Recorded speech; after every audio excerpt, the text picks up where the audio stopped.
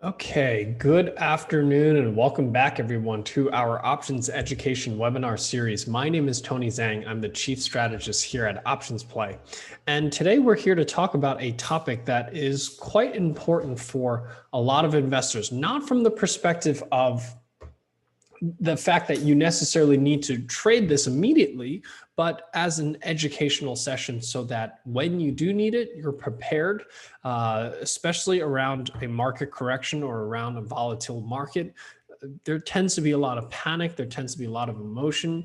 You don't want to figure things out in that moment. You want to have things understood well before the market starts to sell off so that if you start to see this happening, you are able to position correctly for it. So today what we want to do is make sure that everyone understands the best practices around how to hedge your portfolio using options. Now, before we get started, what we're going to discuss here today is purely for education and demonstration purposes. It is not a solicitation or recommendation to buy or sell any specific securities. And we'll start off with just the general market outlook to see where the current markets are trading and discuss a little bit about the outlook that we have. And perhaps that might inform some investors to think about whether or not this is the right time to think about putting on a hedge, or at least start thinking about preparing to potentially need a hedge sometime in the near future. Then we're going to talk about the portfolio strategies that are typically suitable in a type of recession or market pullback here. Then we'll talk about the portfolio hedging strategy, the different options that you have. And then most importantly, I do want to walk you through the stages of a market correction. A lot of investors have questions around when does a market correction start? When does it end? These are things that are very important to help you decide when to enter a hedge and when to exit a hedge. So we'll talk about those things, and we'll talk a little bit about the optimal portfolio hedges. And then we'll try to go through quite a few different examples if possible with the Q&A here at the very end. But the primary question that I want to help investors answer from today's session is a clear understanding as to how can I efficiently hedge my portfolio against a major market correction. So my name is Tony Zhang. I'm the chief strategist here at OptionsPlay, and I want to share with you the tips that I have regarding how to hedge your portfolio against some type of market correction. Now, we have not seen a market correction in a while since the start of the pandemic, which was a very, very quick and fast, violent pullback that only lasted about 4 weeks of time. And pretty much since that March low, we have seen a very strong uptrend here in the broader markets, a very almost steadily orderly uptrend, as you can see here from the daily chart. And you can draw channels or trend lines that look like this, and the markets have been very orderly within this particular channel. So first of all, just on that alone, the fact that we're still inside of this channel generally means that this is not something that we need to look at in the immediate future. Now, the immediate future could change, right? We could start testing this trend line, start breaking below these trend lines, and start to see some form of a correction. Now, the major market corrections that we're talking about that require hedging typically, they don't just appear overnight. These are usually things that are fairly sizable in nature in terms of the catalyst. So, while looking at the technicals are important, that's your first warning system usually. As markets continue to move higher, sometimes we start to see signs of exhaustion. We start to see signs of lack of momentum, and then once you see the break of these trends, that is potentially the signal. But a break in trend doesn't necessarily mean a significant downturn. You could see a bit of a mild downturn back towards prior support, and then for the markets to continue moving higher. So you have to be mindful of not only the technical levels that could trigger a warning signal, but also thinking about the fundamentals as to does the fundamentals warrant a substantial decline here in the broader markets. So those are some of the things that you want to pay attention to. So let's talk a little bit about, what are your possible strategies when it comes to hedging a portfolio or protecting a portfolio against a downturn. Now, this is really where I have to open up this session with a clear understanding for every investor that you have a lot of options to protect your portfolio and hedge some downside corrections before you have to use options, meaning You have a lot of things that you can do before you should resort to utilizing an option to hedge your portfolio. And that might sound weird considering we're here to talk about options, but the reality is that for your financial health, there are better options to hedge your portfolio. And you should always consider those other options first. Only if those other options have been exhausted, or for certain reasons that those options are not available to you, or you don't want to trade those options, then should you look at options. The first and foremost is what we call a perfect hedge. This is simply moving your assets into cash and looking to reinvest that cash after the correction is over. This is what we call a perfect hedge, because once you move into cash, you can't lose any money in the markets from that. So this should always be your first possible option that you use whenever you're concerned about a market correction. Now, there are plenty of reasons why certain investors do not want to move into cash. You want to stay invested in the markets. Maybe you have long-term investments and you don't want to pay capital gains on it. So for those reasons, you may not want to move into cash. So but this is always the first option that you should consider. The second option investors can consider if they don't want to move into cash is to simply reallocate to more defensive assets. This is such as fixed income markets, whether you're looking at treasuries to be fairly safe or investment grade to be still in the corporate bond space to be a little bit riskier, generating a higher bit of yield, or you're looking at more defensive sectors, sectors that pay stable dividends, or alternative markets such as gold, commodities, real estate. There's many other defensive assets that you can potentially look into, including things like Bitcoin these days. So basically just pulling your assets out of the riskiest parts of the market and reallocating them to less risky parts of the market, because those assets will likely still fall in value, but fall less in value compared to the riskier assets that you own. So that is the second option that you have. Now, thirdly, that if, let's say, these two options, either maybe you've already allocated a portion of your portfolio to cash, maybe you've already allocated a portion of your portfolio to defensive assets, but you still have other positions, maybe positions that you've established for less than 1 year and you don't want to pay short-term capital gains on. Or maybe you have some assets that you rely on the dividend for income, so you don't want to sell those assets to purchase other ones. So only in those cases where you want to remain invested in the current investments that you have, yet you're still concerned about downside corrections in the markets, that's when you want to turn to what we call a portfolio hedge. And even with the portfolio hedge, you have other options, but buying a put option is certainly one strategy that you can trade. You can also short futures contracts, but that comes with higher amounts of risk than buying a put option. But usually this is suitable for whenever you have, when you believe that the markets are going to correct at least more than 5%. And usually you own stocks or ETF that you do not wish to sell any of the holdings for various reasons, because of tax reasons or because you rely on those dividends for income. Does that make sense, everyone? Please type 1 into the chat window if that makes sense to you. It's very important to understand that you have other options before you have to resort to trading options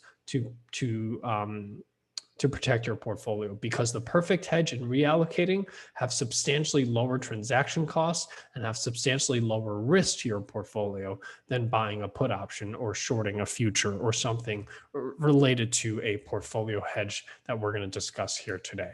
Okay, perfect. So what is a portfolio hedge? You can think of it as kind of like an insurance policy for your portfolio during a correction. Now, the difference between a portfolio hedge and an insurance policy is that you can buy a put option or a portfolio hedge as the markets are correcting. So it's kind of like buying insurance policy as your house is burning down. It's going to be more expensive as your house is burning down or as the markets are correcting, but you have the option of purchasing it at any time. So what you're doing is you're buying a put option on a broad-based index, such as an ETF or an index. And what is going to happen is you're going to profit from the puts as the markets fall, and that's going to offset your actual portfolio losses. So you're still actually going to have losses in your portfolio. It's just that you can potentially gain some money from the puts that's going to offset the losses that you have in your actual portfolio. And this creates what we call an imperfect partial hedge. What that means is that you're never going to be able to hedge 100% of your portfolio using these types of strategies. You can over hedge if you want to, you certainly can, but largely what you're protecting is a portion of your portfolio. You're never protecting dollar for dollar. The only thing that protects you dollar for dollar is to move your assets into cash. But the most important thing that you have to remember about a portfolio hedge, more important than anything else that you might learn here today, is that it is extremely expensive. Portfolio hedges will put on a constant drag on your portfolio if you try to consistently hedge your portfolio. So it's something that really requires active management and timing. So it really is for someone who has a bit more experience, first of all, with trading options, and a bit more experience with just generally speaking, timing the markets and getting a feel for how markets react. So this is a slightly more advanced strategy because it is very expensive and it requires you to be very nimble and very tactical. So we're going to talk a little bit about, how can you be nimble? How can you be tactical? What do you look for in a portfolio hedge? So the strategy is conceptually fairly simple. I would say the execution on it is a little bit more difficult. Basically, you have your current portfolio, which as the markets go higher, you can make more and more money. As the market drops, you can potentially keep losing more and more money. So what you want to do is you want to buy a put option. A put option will give you higher and higher profits if the markets keep moving lower and lower, but it has cap losses to the upside if, let's say, you get the directional view wrong and the markets keep rallying. So you have limited losses if you're wrong on the directional correction, and you have unlimited gains all the way down to zero in theory, as long as the markets keep moving lower. So if you combine your portfolio with a put hedge, what you get is a payoff graph that looks similar to this, because if the markets keep moving higher and higher, you are participating in that. The only thing you lose is the cost of the put option. Now, if the markets keep moving lower and lower, what happens is whatever losses that you have in the underlying in your underlying portfolio is hedged by the gains that you have in the put option, which results in a P&L graph that looks somewhat like this. Now, the reality is that it'll look more something like this, because again, you don't have a perfect hedge. You're not going to be able to hedge 100% of the losses that you have in your portfolio. But what you largely end up with is a portfolio with smaller losses than if you didn't have a hedge. So does that make sense, everyone? Please type 2 into the chat window if that makes sense to you.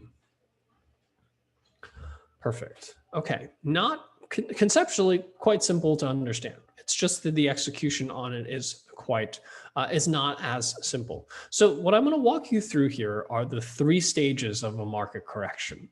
The first stage is what we call a market top. A market top is usually signaled with quite a few what we call alarm bells. You usually tend to get a feeling towards a market top that not everything is all right. Usually you have signs of exhaustion. Usually by technical indicators, things are overbought. So here was the market in October, November, December, January, February, going into the coronavirus sell-off. So before we knew anything to do with coronavirus, there were a lot of signals from the markets that were signaling that the health of the market wasn't particularly strong. Namely, higher highs in price were not confirmed by higher prices in momentum. So we were talking about this in January and February, that things did not look very good from a health of the market perspective. We also talked about the lack of rotation during that time.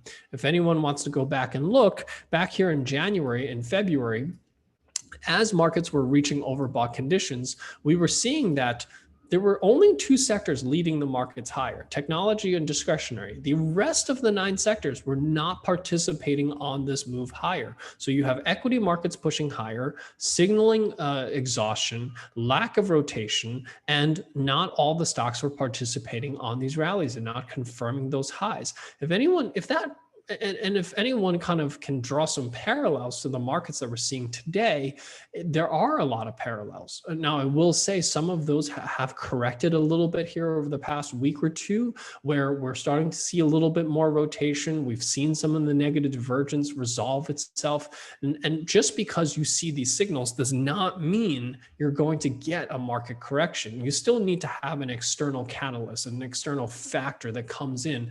In this particular case, it was the coronavirus. In 2008, it was the financial crisis. In 2000, it was the dot-com boom. You still need some kind of external crisis to drive markets 20, 30, 40% lower. But these are many times the type of warning signals that you tend to see near these market tops. And sometimes these market tops last for weeks, sometimes months, before you actually have that external catalyst come in that triggers that substantial sell-off. So there are certain things that you can do to kind of identify these opportunities. And just because you identify the opportunity does not mean that that's going to be followed by a very severe correction. But all it just means is that you have the makings of a potential violent and quick sell-off here. So what you can do is do a little preparation.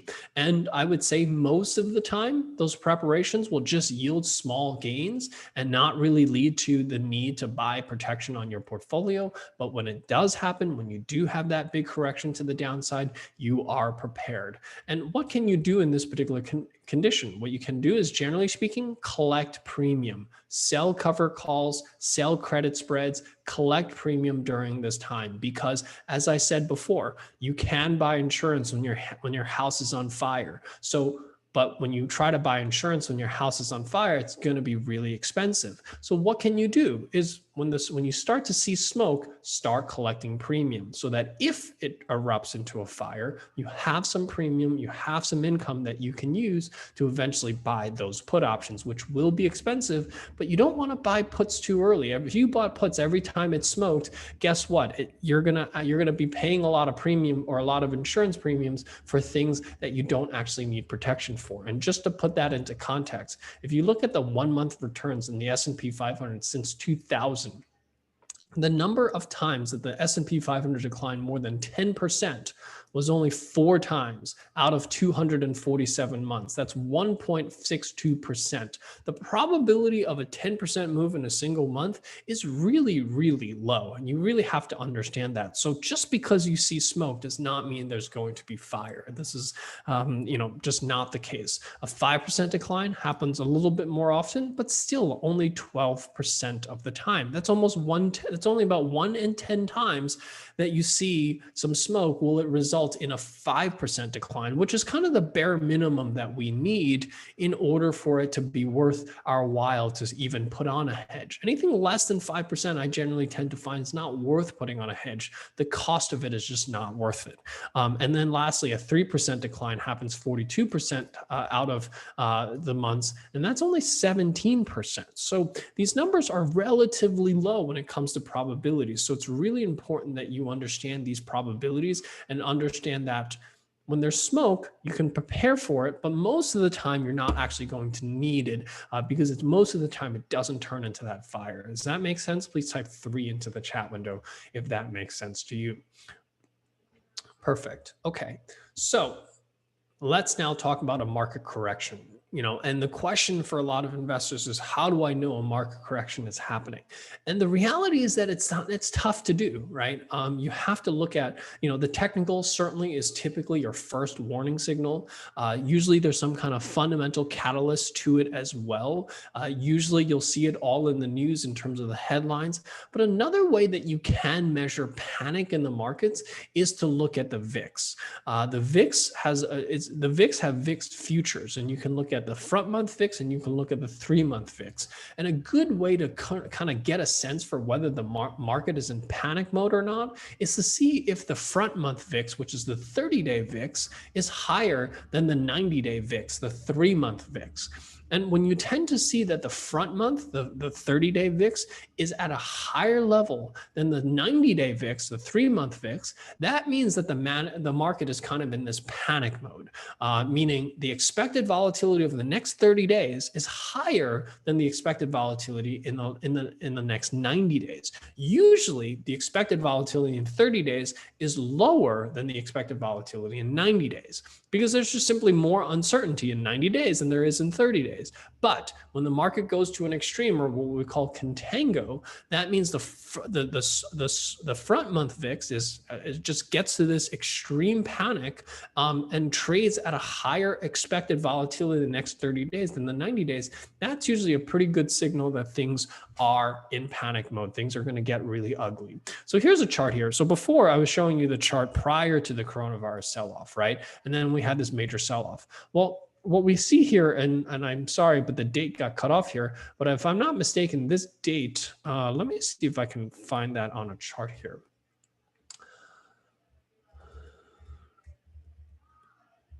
I'll get you a date exactly. I think that will help us look at this data. Let's go back to last year. And sometimes looking at line charts makes this a little easier. Let's look at this. So what date was that? Just February 21st. That was the date that the front month VIX basically shot up above the 3-month VIX. So we usually look at VIX 3M versus VIX. So the 3-month VIX versus the front month VIX. When this falls below 1, that means the front month VIX is higher than the 3-month VIX. So on February 21st, that's when this indicator fell below 1. So let's take a look at SPY and let's look at the S&P 500 on that day. So February 21st was this particular date. It was the same day that the S&P 500 crossed below just the 21-day moving average. It was still trading around 332 or so when that panic started. And as you can see, the S&P 500 obviously traded as low down to about the 220, 225 level here. And this was just a relatively short period of time, right? Let's just measure that real quick. This was a sell-off that lasted a total of roughly 28 days or 20 trading days. And it was a decline of about 33% or so, 32.5% from the day that the VIX trigger signaled some type of panic in the markets and you know how far the markets ended up going to the downside. And just to kind of put that into context, right? This started on February 21st, and then the actual S&P 500 bottomed on March 23rd. Okay, so basically February 21st to March 23rd.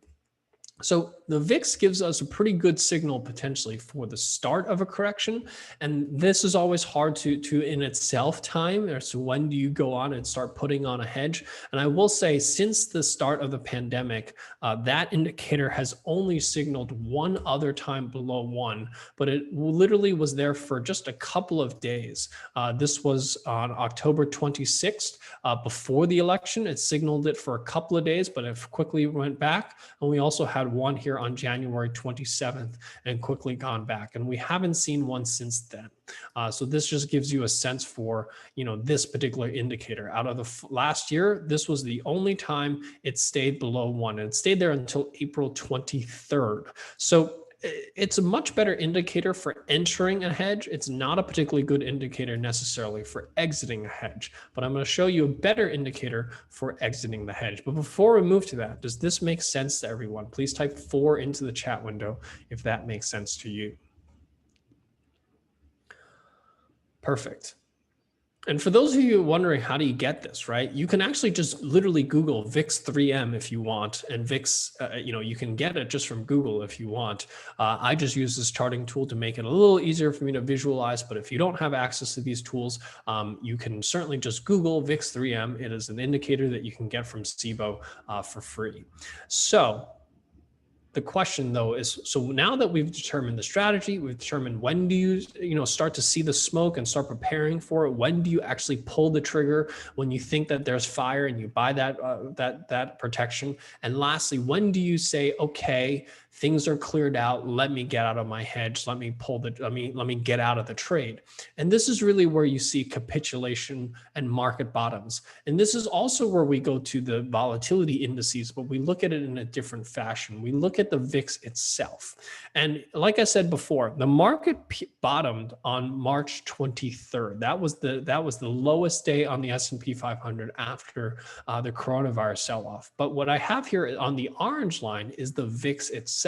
And what you see here is that the VIX actually peaks a few days before the market bottoms. So what you really want to look for at a market bottom is when you start to see volatility come down, yet the markets are still moving lower. That usually is a pretty good signal that you're near the market bottom. You may not be able to get to the exact bottom, and I think that's probably a pretty impossible feat to say you're going to call it the exact market bottom. But as you can see here, when the VIX started to fall on March, this was probably 15th, 16th, 17th or so, and we started to see the S&P 500 continue to fall. This happened over, let's see, 1, 2, 3, 4, 5 days where the VIX fell and the S&P fell. So when you start to see that happen in conjunction with each other, that's a pretty good sign that markets are near a bottom. So you're able to call a bottom here within 5 days of the actual bottom when you do this. So these are the indicators that you typically would see and say, okay, it's about time to cut my positions. And for those of you that are that have maybe moved into cash or move into more defensive assets or shorted some futures contracts, these are also opportunities to say, okay, perhaps it's time to get back into the markets, to look at buying taking my cash and buying some stocks, buying some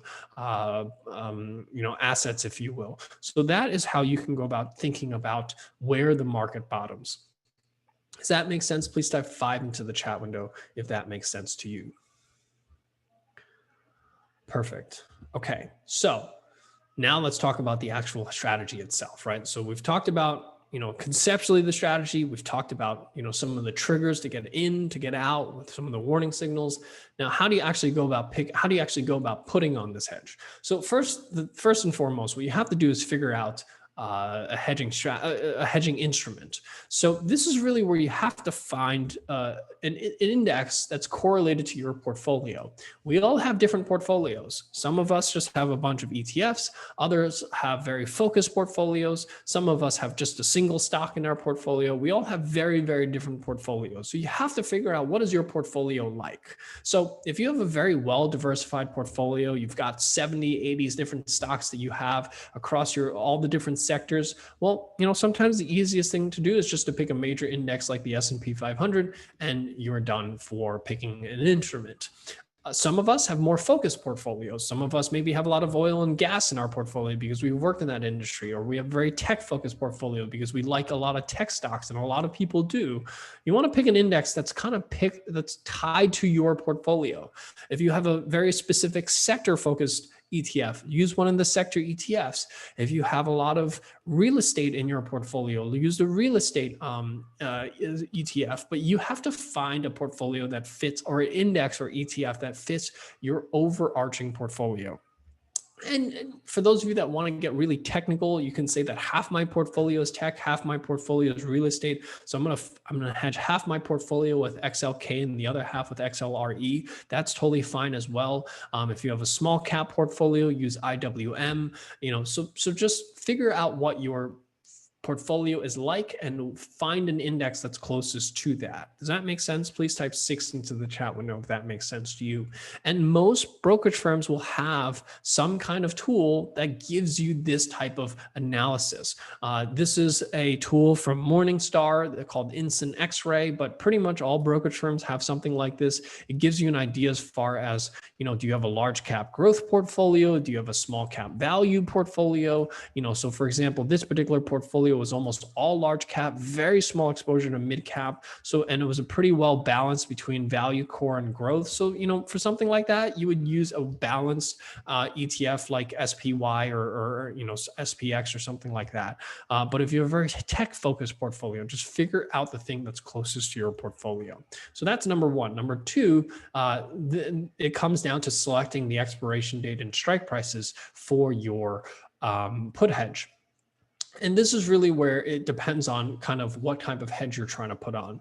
A smaller hedge, a pullback of 3 to 5%. Some of you like to try to put on these hedges for more tactical corrections, shallow corrections. You want to protect your portfolio. Well, you want to use shorter dated options, sometimes even 1 to 2 weeks out. This is where you maximize gamma, low risk or small amounts of risk, maximizing gamma. Shorter dated options work for when you're looking to protect against those short, quick, violent pullbacks that we've been seeing quite a bit of over the past few years.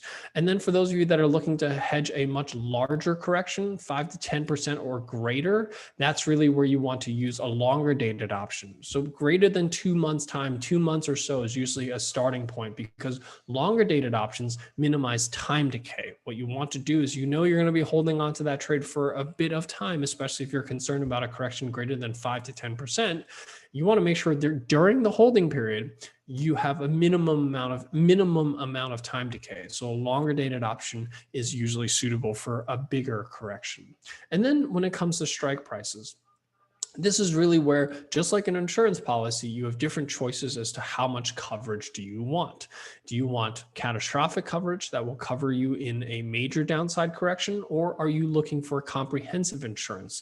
Just like, when your insurance policy, do you want to cover everything, or do you want to just cover kind of the major things, if you will? So obviously the catastrophic insurance will be cheaper. The comprehensive insurance will be more expensive. And you can usually select it based on the deltas to choose your strike prices. Now, I'm going to show you both. I think that there's merit to both depending on what you're looking for. And many times you will actually find that despite the comprehensive insurance being more expensive, it actually has a better outcome in many of the cases. So that's what I want to spend a bit of time on walking you through. So before we look at the real examples, just to reiterate and summarize all the things that we talked about here today. Remember, constant hedging is expensive. It's not cost efficient. So you really have to be very tactical as to when you get in and when you get out. And it's really one of the few cases, in my opinion, in life altogether, where it's better to be late than early, meaning wait for the actual fire before you buy those puts. Because most of the time, 9 out of 10 times, 95 out of 100 times, you're not going to actually need some real protection on your portfolio. So don't go out there buying protection every time there's smoke, because 9 out of 10 times that protection is just going to go to waste and you're going to spend money that you don't really need. Only hedge when you're really bearish, only hedge when you start to see the market is starting to panic. But what you can do is every single time you start to see smoke, you can start preparing, start selling cover calls, start credit spreads. Generally speaking, those are the right market conditions for that anyway. As markets start to stall out, right? And you kind of get to a market top, selling cover calls, collecting some premium. A lot of times the markets will resolve themselves with just small corrections, just like what we saw on Friday and Monday of this week. You see that small correction and things kind of resolve themselves and continue moving on, right? Where there's smoke doesn't necessarily mean there's fire, but when there's smoke, you can collect some premium and over a few days capture a little bit of premium. And that's just going to go into your pocket so that if things really do get out of hand and things get on fire, you have some money in your pocket to buy those puts. Now, this is really where in the money options will provide you far better overall protection, and out of the money puts will buy you catastrophic protection. And we're going to look at both strategies here today to give you a sense for how they actually perform. So let's take a look at a few different hedging examples. So let's start with SPY, just because everyone's familiar with this. But the thing I will say is that now that the SPY is trading at $430 or so, it's becoming a little too large for certain portfolios, or you may not get the flexibility that you want for every single portfolio. So we'll talk a little bit about using XND as well, which is only a $14,000 contract that just gives you a little bit more flexibility. So you have to think of sizing based on your total portfolio value. So if one contract of SPY is $43,000, you have to think of your portfolio as multiples of $43,000. If you have less than a $43,000 portfolio, you might want to look for another ETF that is smaller in value. And that's really kind of where sometimes XNB comes into play. But let's say you have a $200,000 portfolio. Think of it as multiples of $43,000. And what you can also do is use the risk and investment calculator. And what you can do is you can type in your portfolio value into the I want to invest column. So let's say you have a $200,000 portfolio. That means you can have roughly 458 shares of SPY, and that would mean you would need 5 contracts to hedge that portfolio, okay? So what we're gonna do is we're gonna modify these, and we're gonna select a put option, and we're gonna modify these and select a put option, okay? And we're gonna use different puts. So here I'm gonna use, let's say, a 430 put, maybe, let's look at some deltas here instead. Let's say I pick something somewhere like a 35 delta, a 425, and then I'll use a higher delta, maybe a 56, a 440 put, okay? So stocks, SPY is currently at 435. I've chosen either a 425 put or a 440 put. Those are my 2 puts. As you can see, currently my portfolio value is about $200,000, right? That's what this particular portfolio is going to represent my portfolio. And I have 2 hedges on. I have the September 440 puts and I have the September 425 puts. These are roughly 60 days to expiration. So let's just say, you know, I think that there's a chance that the markets are going to correct at least down to this prior support level and potentially even lower, right? This is a hypothetical. This is not saying this is what I think is going to happen. This is more for illustrative and education purposes. But let's say I think that the markets may correct down to 423. Well, this is really where I can use my P&L simulator for 423. And see how these strategies perform. So if, let's say, by September, the markets are back down to 423. Now, you might think that it's going to correct sooner than that, but we'll play around with the time slider here in a little bit. But let's say you think that by, let's say, September, the markets will be down to 423. Well, okay, if the markets are down to 423 in September, what you have lost here is $6,000 in your actual portfolio, right? So if the market's correct 3%, you're going to lose $6,000 in your portfolio. Well, when you have the comprehensive insurance, you're going to get $584 back. Not a whole lot of it back, but you get some of it back. But as you can see in the catastrophic insurance, not only did you buy insurance and the stock and the markets went lower, but you actually lost money on the hedge. And this is really where the put protection here is expensive, because in this particular case, when you buy an out of the money put option, every single dollar you pay is extrinsic value. That's going to start decaying the day you buy that put option.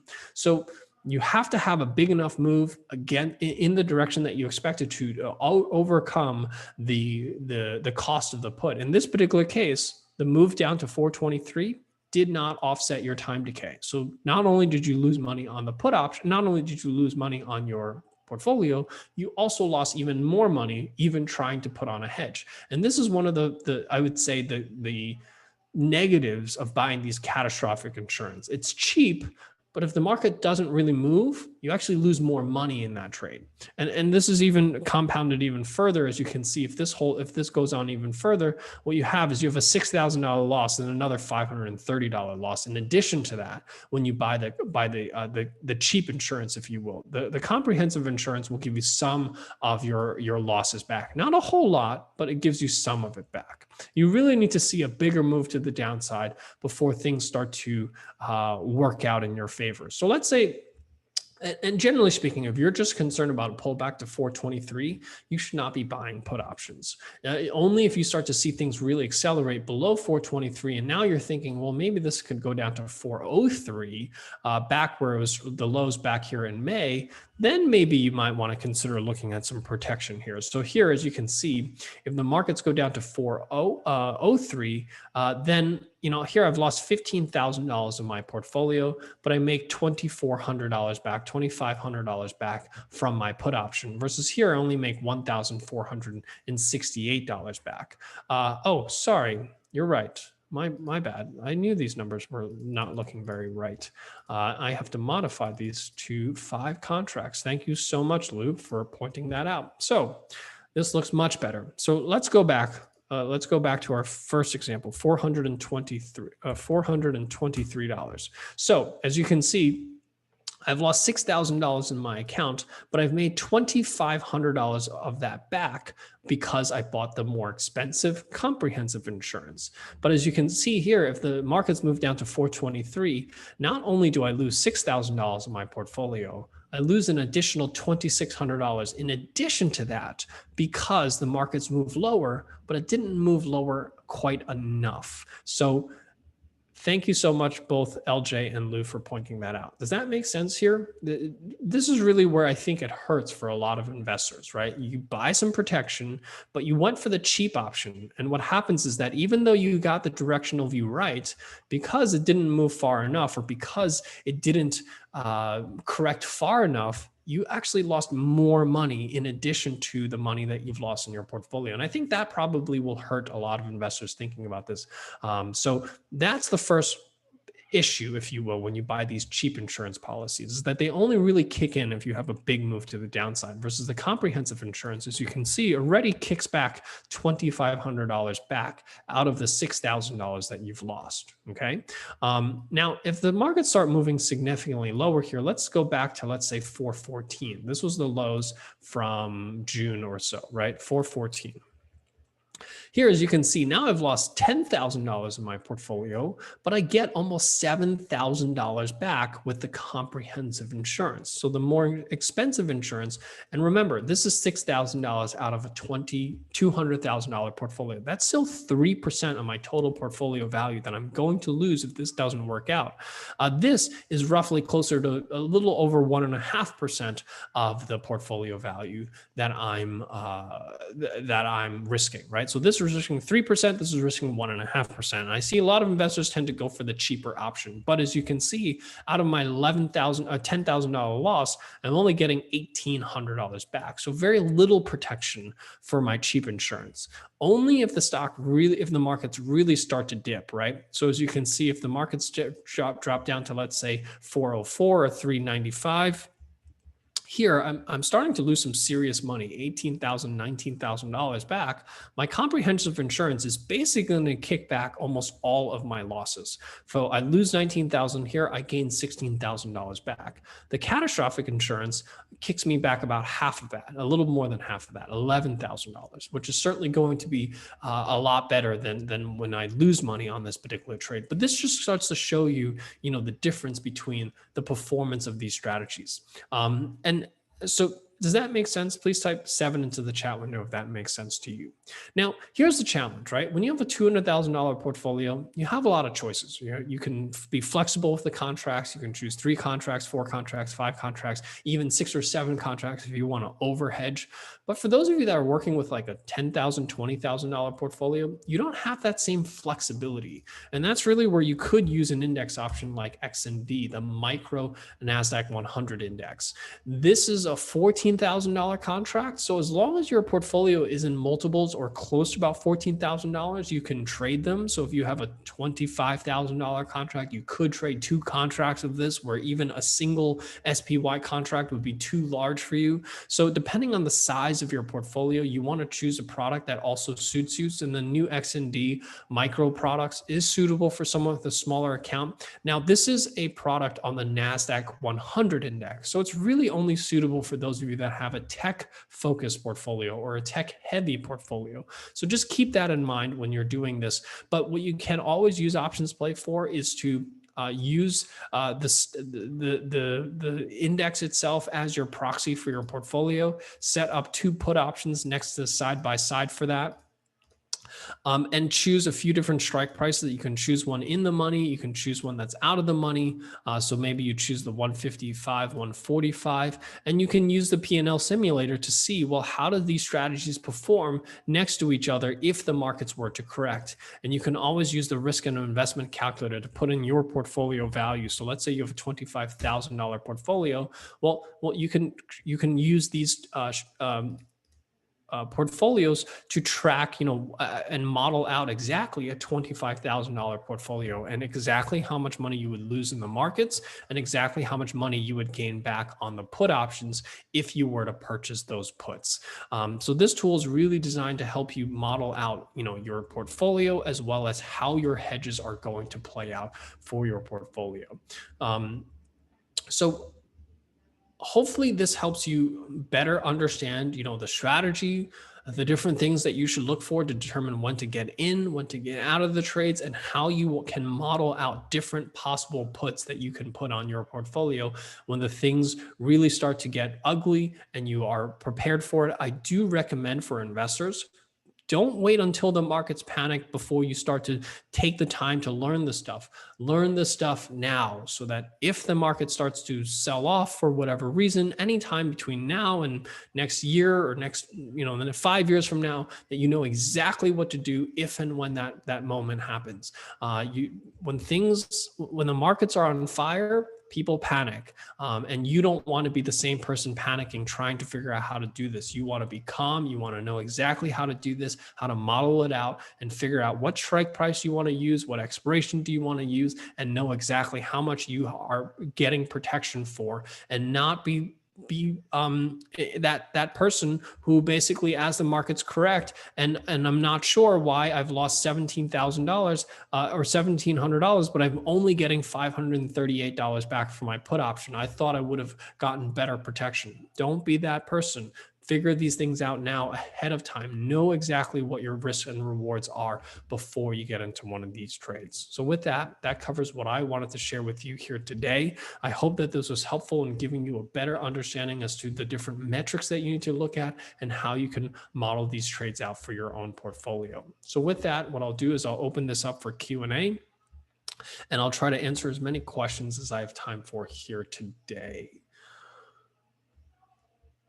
I know there were a few questions regarding what about using vol products to hedge. Well, here's the problem with vol products, right? If I know the markets are going to go down 10%, I know exactly how much money I'm going to lose from my portfolio, but I can also know exactly how much money I'm going to gain back from my put hedge, right? So if the markets were to go down 10%, I can see, okay, 10% is 135 or so. And I know, okay, I'll lose $2,300 in my portfolio and I'll gain $2,300 back from my put.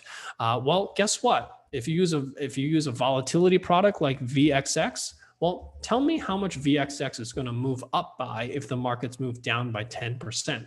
The answer is you don't know, I don't know, no one knows. That's the problem, right? So yes, I can buy a put option on VXX, but tell me how much VXX is going to go up by if the market goes down by 10% or 20% or 30%. And again, the answer is you don't know. And that's why it's a poor hedge, or not. It's not that it's a poor hedge. It's a hedge where you don't really know what your outcomes are until the thing actually happens. Let's see. Can you clarify exactly what you mean by buy puts? Okay, so that was much earlier in the conversation. I hope that I was able to clarify that for everyone. So a great question here from Waleed is, why not hedge your portfolio by selling futures like ES or NQ? So you can do that, and it's a better hedge than selling futures is very similar to moving into cash. Basically what you're doing is you can't lose money, but you also can't make any money. So the difference between selling futures and buying a put option is that a put option still allows you to make money if the markets keep moving higher. If you shorted futures like ES or NQ, as the markets keep moving higher and higher, whatever you gain on your portfolio, you're now going to lose on the futures contract. So, you can trade futures if, let's say, you want to have a cash position without moving into cash. That is where futures come in. Options give you optionality. It gives you protection to the downside, but it doesn't limit your gains on your portfolio to the upside. So that's the primary thing, the difference between it. Isn't VIX a trailing indicator? No, VIX is a 30-day implied volatility indicator. It is effectively a real-time snapshot of what the expected 30-day volatility is going to be. It is definitely not a trailing indicator. Where do you get the info for 3-month VIX? So I use TradingView for my platform for that. But like I said, you can literally Google VIX 3M and you can get it literally right here. The SIBO VIX 3M, or you can just Google VIX. So you have that ratio. So as you can see, the VIX 3M is 20, what did I say? Oh, it's 21.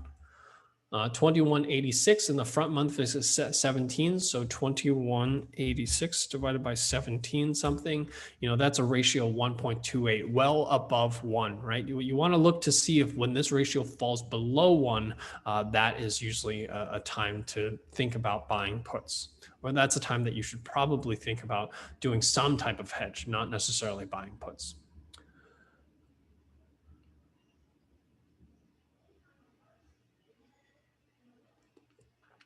Do you have backtesting data where front month VIX ratio is less than 1, the markets did not sell off? Yeah, there are plenty of times that it falls below 0, but the market doesn't sell off, but it doesn't stay there very long. So maybe you buy a put option and it doesn't work out and you're in it for 3 or 4 days. And what you effectively lose is time value for 3 to 4 days. I remember I bought puts here on October, I think it was 28th or so, because I thought that we were going to get another signal here to the downside. And guess what? A few days later, the market popped right back up. I got out of my puts. Not a whole lot lost there, but it was a good exercise in being prepared.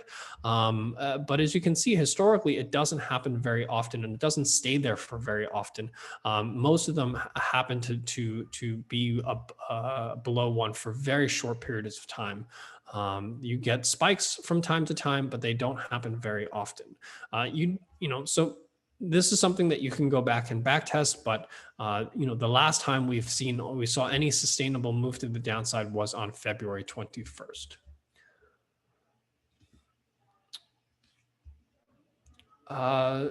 Someone from Morgan Stanley said the markets might go down to 10 to 15%. I guess the question is down 10 or 15% over what period of time?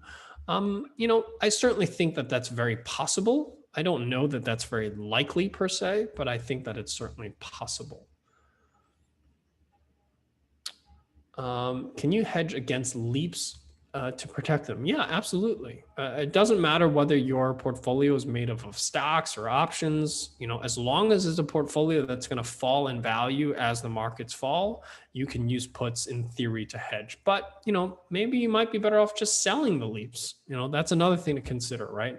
A lot of people don't make things more complicated is the lesson. If you have a simpler option like moving to cash, moving to something more defensive, use those options first, because options are probably the most complicated way to hedge your portfolio. So always take a simpler approach before you take a more complicated approach. But sometimes, you don't have a lot of options, and options is your only option. But so for those people, that's hopefully what this lesson is for.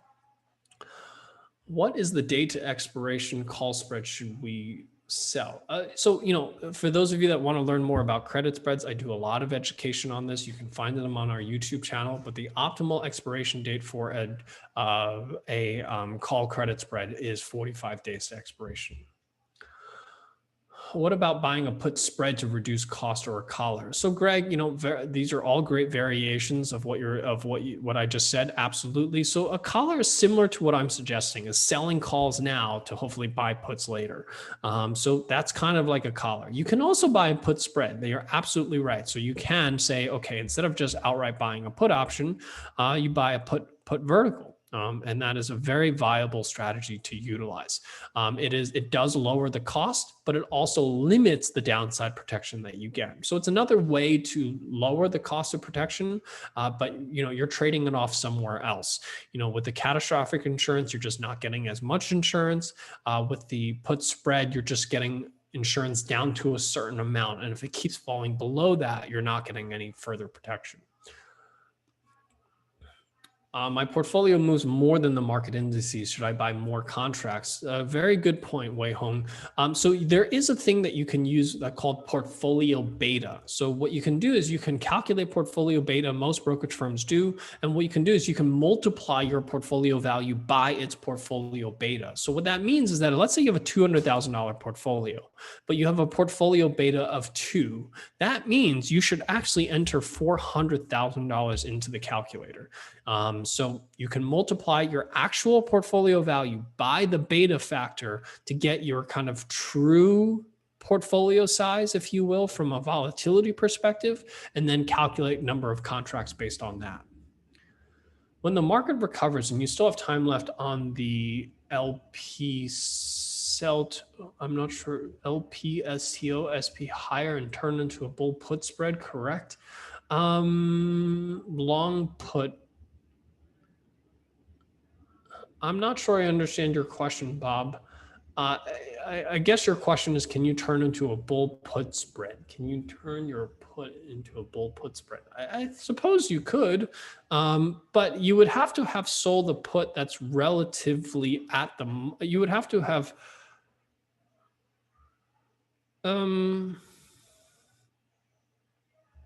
you would need a pretty sharp bounce higher in order for you to turn into a bull put spread. But in theory, you could, absolutely. Would you recommend hedging with index or equity options? So, here's the thing about index versus equity options. There's one major advantage to index options: the fact that they're taxed at 60% short-term, 60% long-term capital gains, 40% short-term capital gains. And predominantly when you're putting on a hedge, you're not holding onto a hedge more than a year. So you have a slight tax advantage when you're trading index options. The one thing I will say is that index options now sometimes provide more flexibility in sizing, such as the XND example that I gave you, right? QQQ is still 300 and something, $363,000. So that's a $36,000 contract. So you have less flexibility because you have to think of your portfolio as multiples of $36,000. Not everyone necessarily has a portfolio that large. Maybe you only have a $15,000 portfolio or $20,000 portfolio. Well, that's really where XND comes into play. It's a $14,000 contract, $15,000 contract. So you can think of your portfolio in $15,000 multiples. So it's a combination of these two things. In addition to it, for those of you that are trading very short-term protection, sometimes you can buy a put option on XND or an index option and just simply hold it to expiration. And whatever gains that you have in the put option, that's just going to be credited into your account in cash. If you have an ETF option, you have to figure out how you're going to get out of that put option, because you're going to have to sell it, or else you're going to have to effectively sell some of your stock in order to satisfy, because effectively you'll be short the stock if you don't close out the trade before expiration. So there's just more complexities, if you will, with an ETF option versus index options that tend to be a little simpler around expiration. Why not put one on early, then use a trail stop if it recovers? Why not put one up early, then use trail stop if it recovers? I'm not sure what you mean by why not put one early and then use a trail stop if it recovers. We're not concerned about the fact that if it recovers, we're concerned about the fact that 9 out of 10 times you're just going to lose the value of the put option. So for those reasons, that's why we don't. I mean, the reason we don't put it on early is because 9 out of 10 times you're not going to need it. That, statistically speaking, that there's no way around that statistic. Do you find it better to hedge a big portfolio options or trip some positions? Not sure what you mean by trip some positions. You mean trim some positions? I think that larger portfolios that have larger number of holdings will likely use a variety of the things that I talked about. Some you trim, some you move into more defensive assets, and then you also look at buying some put options. Smaller portfolios just simply have smaller positions, and you're just or fewer positions, and you just don't have as much. You don't have as many things to do. buying a call in the VIX, is that a good hedge for protection? It has the same problem as VXX. If you think the market is going to correct 10%, how much is the VIX going to go up by? Which strike do you choose? How do you model that out? It's just much harder to do. What if you are leveraged? How do you determine your notion to hedge? Well, you just multiply by your leverage factor, right? So you take your dollar amount, multiply by your leverage factor, and that's how you determine how much to hedge. Do you think of GLD or SLV as hedges? No, I do not. Look at the charts for GLD during the sell-off. This was gold on February 24th or February 21st when we identified that the VIX went down, and look at where the gold went. So, subsequently it was a good hedge, but this was also when equity markets rallied substantially. So, not what I would consider a good hedge.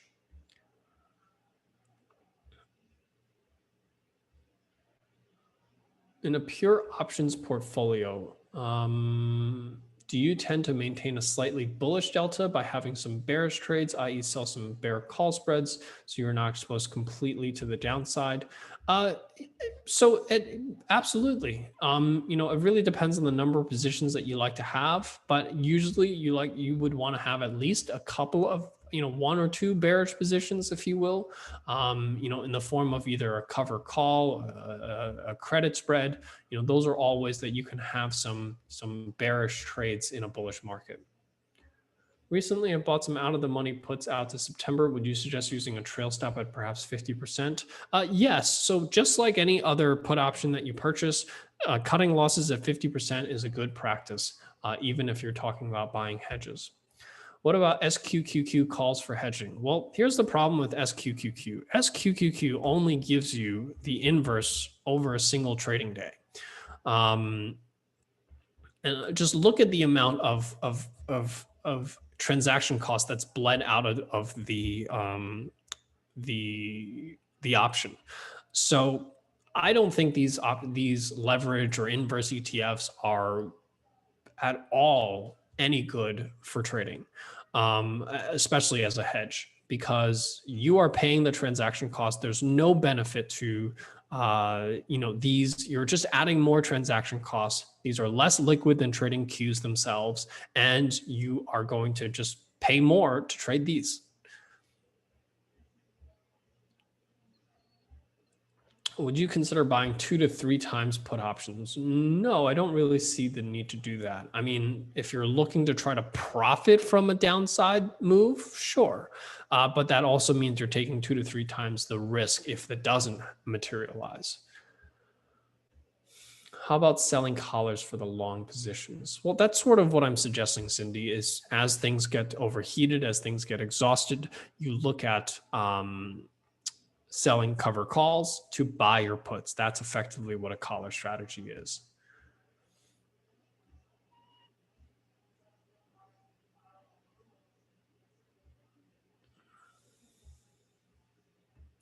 When someone says to short QQQ, what exactly does that mean? Well, it means a few different things. You can short the index itself. You can have an effective short position by buying put options. There's really quite a few different ways that you can effectively you can say you're short without actually being short the Qs. What are your thoughts on butterflies and calendar spreads as hedges? I don't think butterflies and calendar spreads are hedges at all, because those are neutral strategies. So unless you think the markets are not going to move, I don't think they are particularly good hedges. And you can, in theory, buy a downside butterfly and say, I think the market's going to go down this amount, and kind of hedge yourself. That is true. But you really have to thread the needle there, because you have to know exactly that the market's going to go down 10% and not 15%, because if the market overshoots your butterfly, you're going to lose money still. So butterflies and calendars are probably 2 strategies that I would say I would not use as a hedge. So with that covers the questions that I have time for here today. I hope that this was helpful in giving you a better understanding of the strategy and the metrics that you should really pay attention to when you're thinking about putting on a hedge, and how to model them out using the OptionsPlay platform. So with that, thank you so much. I hope you guys have a great trading day, and I'll see you guys here tomorrow morning on our thematic investment series at 8:30 a.m. So thank you so much, and have a great trading day.